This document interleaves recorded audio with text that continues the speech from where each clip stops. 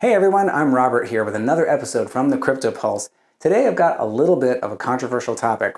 I want to talk about Bitcoin's recent performance and how it's being portrayed in the media surrounding the dreaded and very serious worldwide coronavirus.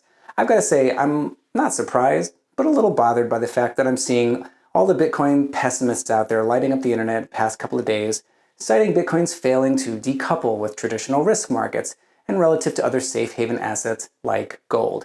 And to be expected, of course, they're using this as a perfect opportunity to drag Bitcoin down in the mud. Enter Peter Schiff, calling Bitcoin owners unfortunate names for thinking it's a safe haven asset and for owning it in general. And he's also tweeting Bitcoin can't rally with an emergency 50 basis point rate cut, plus all of the recent stock, bond, currency, and gold market volatility. Under what circumstances will it rally? And he's basically saying if it won't go up, why own it? So not surprised. He's made comments like this before and he's been wrong before. So there are others as well, like this Duke University international business professor, Campbell Harvey, who's making a cogent case that Bitcoin is not a safe haven asset. And of course, others are writing things like gold is destroying Bitcoin in the battle of safe havens. And of course, others are writing similar themes to be expected in the news. And of course, everybody is fully entitled to their own opinions. And it does make for some interesting debate on this topic. But there is an important missing piece to this narrative out there that I don't see other people talking about. And I want to give you my thoughts on what that is. So the first question I ask myself in looking at this particular situation is who are the bigger sellers of Bitcoin? So we know from a bunch of research that came out in December of 2019 that by some accounts at least, greater than 51% of Bitcoin is generally held by hodlers. And a much smaller percentage of coins, but a significant percentage of the total Bitcoin is lost forever. And those coins are not going to be recovered at all. But with the hodlers, they generally don't move, and those coins have not moved in many, many months. And the vast majority of the Bitcoin price is controlled by a smaller number of presumably less than 50% of very active traders. And the volatility that we all know exists in Bitcoin makes perfect sense in this regard because compared to much more mature assets like gold, Bitcoin is still a very young, very nascent and thin market by comparison. Bitcoin's market cap, even at the previous all-time high of $20,000, would only approximate to 1/116th that of the implied market cap of gold. So not surprisingly, Bitcoin is going to move more quickly and more violently, potentially in either direction than gold given any particular situation. Now, in general, people sell when they either think that there's something better to buy or when they fear that what they have is going to go down in price and they don't want to hold that particular asset anymore, or they want to move to something that's more stable. So we have to imagine that for the time being, the Bitcoin sellers, they're not selling for altcoins here, they're selling to something like a stable coin or some other kind of fiat currency. So when it comes to Bitcoin, if we accept for a moment the argument that people are mostly hodling, and they're not suddenly panic selling, then the price movement is in the hands of traders. And right now, traditional traders are conditioned to think that when the worldwide news hits and turns very bearish, then it's time to flee all risky assets and sell. That's what I would do. And this is evidenced even as traditional safe haven assets like gold did flash crash in one of the more recent trading cycles relative to this news. So yes, gold did recover quickly and Bitcoin did not. So that's where a lot of people are making this case. But what is everyone missing? Two key things. First, in the short term, the narrative that Bitcoin is not a safe haven asset may be correct. However, you must remember that we are still very, very early. Bitcoin is running a marathon, not a 5K road race. It's taken nearly 10 years for people to wake up and smell the FOMO that Bitcoin not only possesses solutions to some of the biggest global finance problems without the need for centralized agencies or government control who are very unfortunately killing the economy as we speak, but Bitcoin also stands to represent an eventual seismic shift of control away from centralized agencies in general to a decentralized, secure, borderless, neutral, censorship-resistant, technology-driven finance model that cannot be devalued, it cannot be printed or controlled by governments using their tools to prop up the stock market, which has been bought up to record highs with trillions of dollars of printed, devalued fiat currency. So we are still early very early in the adoption curve, and that is a major missing point here. There are many more innings to be played out as Bitcoin advances toward global adoption. Consider that back in 2008, the Fed added roughly $11 trillion to the US public debt. And even as they attempted to wind down, they admit this is a big experiment and something that we've never seen before. And they just tried to use their tools again with an emergency rate cut of 0.5%, and they are desperately trying to keep a grip on the economy to keep the stock markets propped up high.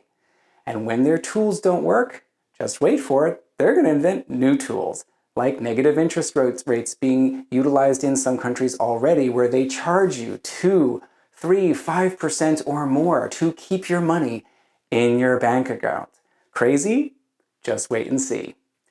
Governments know that Bitcoin threatens their control over money, and naturally they don't want to lose control because it's not in their best interests. And they know that Bitcoin could, in fact, possibly replace the need for all centralized currencies worldwide.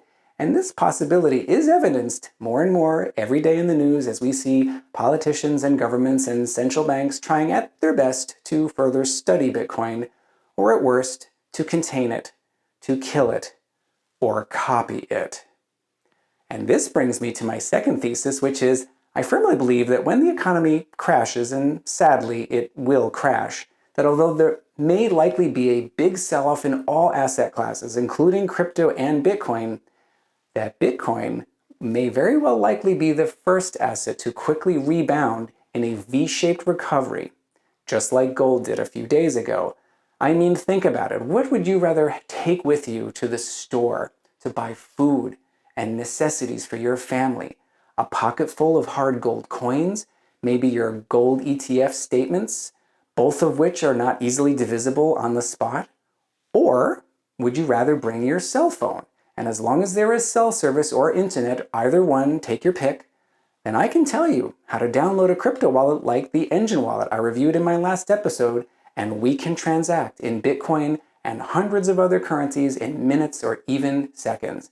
So it's a question of time. If the economy were to crash in the next 1 to 2 years, it will be more difficult, but not impossible, for Bitcoin to be mass adopted as a world currency replacement. However, if it happens in 2 to 5 years, then I think we're much more likely to see a lot of the existing friction points between buying, selling, and paying for everyday things to be greatly reduced, and then it's all but a sure thing, in my opinion, of course. And for those of you that would say, look, I can't pay my bills or my mortgage with Bitcoin, well, I have a few thoughts. So there are a number of services out there that do let you convert Bitcoin to a credit card. And also there are a few, albeit small number, of Bitcoin and crypto-friendly banks that you could then link to a Coinbase account, and you can exchange your crypto for fiat that could be withdrawn in a few different forms for everyday use. But I realize that these methods may very likely fail in the event of a cascading economic meltdown, but you have to consider a lot's going to change regarding what counterparties will want to be paid with at that point. You're not going to be able to pay your mortgage suddenly with a bunch of worthless devalued dollars that occur in a span of just a few months. That's going to present its own set of unique difficulties, and for these reasons, it's good to look at examples of other countries whose currencies had collapsed. Take Bulgaria, for example. Over a 2-year period, the inflation rate had rocketed to over 174% back in 1996, to then over 2,200% in 1997. So it was messy, and people lost their entire life savings in that small time period. People were trying to convert their currencies to something more stable at the time, but they had to pay huge costs to various exchange offices that mushroomed up overnight all over the place. They were making a killing on all the people's misfortunes, charging them huge premiums for the conversion. Now, this all ended when the Bulgarian lev currency was pegged to the German Deutschmark, but it did leave the country and the people completely financially devastated. Anything they had in retirement accounts and pensions were just gone overnight. There were terrible food shortages and giant rallies in the streets against the then post-communist government that ultimately led to the central bankers being completely stripped of their powers, and a new currency board was temporarily put in place to negotiate finances with other countries, and so they could try to rebuild the broken economy. Now, it's important to remember here, History always repeats itself. Sadly, this will happen again, and when it does, it's more likely to happen on a larger, wider, worldwide scale. But the silver lining is, unlike 1996 in Bulgaria, Bitcoin is already here, and it's operating and it's in place and likely to be much more quickly adopted. In fact, in the event of a giant worldwide economic collapse, my opinion is that Bitcoin may very well be forced into adoption. And it makes sense to me that because of the technology that we have today. I mean, unless all cell phone and internet service were to go down, cell phones are completely ubiquitous across the globe.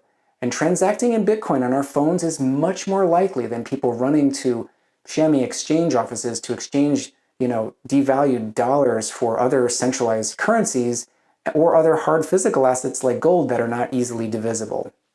So in short, I think, yes, right now Bitcoin is correlated to other risky markets, but that doesn't make it not a safe haven asset. We are still so early.